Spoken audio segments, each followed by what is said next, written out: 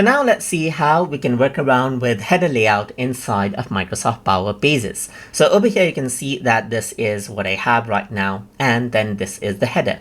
Let's say I want to go ahead and change out the header layout.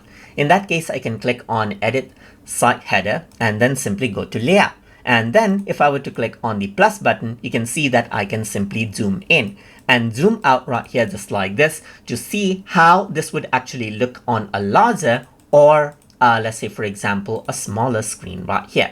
You can even go ahead and reset right here. But if I were to go ahead and then, let's say, for example, zoom in, you will be able to see the hamburger icon as well, so that you can see the drop down right here. And this is it.